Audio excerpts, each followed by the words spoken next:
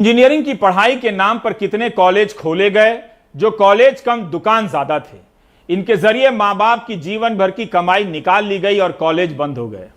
इसका अध्ययन किया जाए तो पता चलेगा कि कुछ लोगों ने मिलकर बहुत से लोगों का लाखों करोड़ रुपया लूट लिया।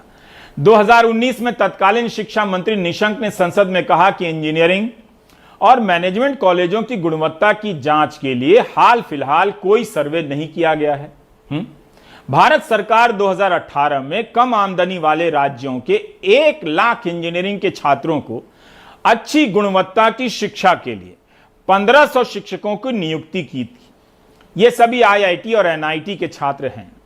इनकी नियुक्ति 3 साल के लिए की गई, लेकिन क्या अब वहां के छात्रों को अच्छी गुणवत्ता की शिक्षा की जरूरत समाप्त हो चुकी है?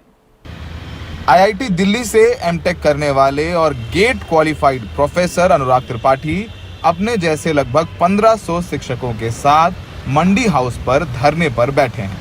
अनुराग त्रिपाठी अब तक झांसी के बुंदेलखंड कॉलेज में पढ़ा रहे थे, मगर 1 अक्टूबर से बेरोजगार हो जाएंगे। 2017 में शिक्षा मंत्रालय ने देश में तकनीकी शिक्षा की गुणवत्ता बेहतर करने के लिए TEQIP नाम के प्रोग्राम के जरिए आईआईटी, एनआईटी से पास शिक्षकों की भर्ती की थी और इन्हें आश्वासन दिया गया कि 3 साल बाद इन्हें राज्य सरकारें कॉलेजों में नियमित कर देंगी, पर ऐसा नहीं हो रहा। शुरुआत के 3 वर्ष केंद्र सरकार विश्व बैंक की सहायता से इस प्रोजेक्ट को फंड करेगी और उसके बाद राज्य एवं केंद्र सरकारों के मध्य एक MOU साइन हुआ था कि इस 3 साल के पूर्ण होने के बाद जो वेल परफॉर्मिंग फैकल्टीज़ हैं, जिनका परफॉर्मेंस अप्रेजल भी होता है रेगुलर इंटरवल पे, उनको स्टेट गवर्नमेंट अपने सिस्टम में एब्जॉर्व करेगी। इस MOU को साइन किया गया था और ऐसा जब 3 साल हो गए, ऐसा नहीं हुआ। केंद्र सरकार ने कई बार लेटर्स खुद लिखे हैं राज्यों को कि जो MOU साइन हुआ था उसको आप इम्प्लीमेंट करें, इनको एब्जॉर्व करें। जब ये काम पिछली बार नहीं हो पाया तो 5 महीने पहले भी हमको यहाँ पर आना पड़ा था।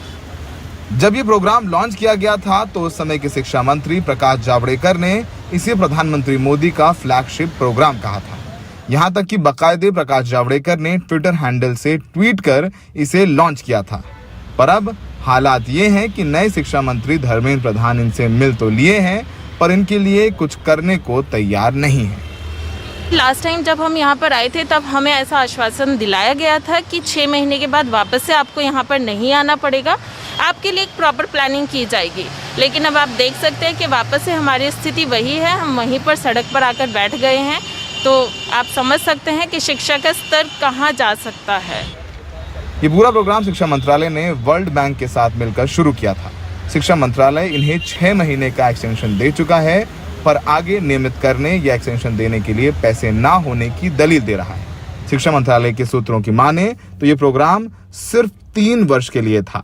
राज्य सरकारों को इन शिक्षकों को नियमित करना था। राज्य सरकारों से केंद्रीय शिक्षा मंत्रालय की बात चल रही है।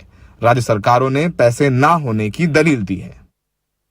अगर सरकारी नौकरी मिलने के बाद भी इन्हें नौकरी बचाने के लिए सड़क पर बैठना पड़े तो समझिए कि वाकई में शिक्षा का क्या हो रहा है और शिक्षा को लेकर के सरकार कितनी गंभीर है। क्योंकि अगर ये IITians बेरोजगार होते हैं तो इसका प्रभाव उन लाखों इंजीनियरिंग कॉलेज के बच्चों पे पड़ेगा जो इंजीनियर बन के देश का नाम रोशन करना चाहते हैं।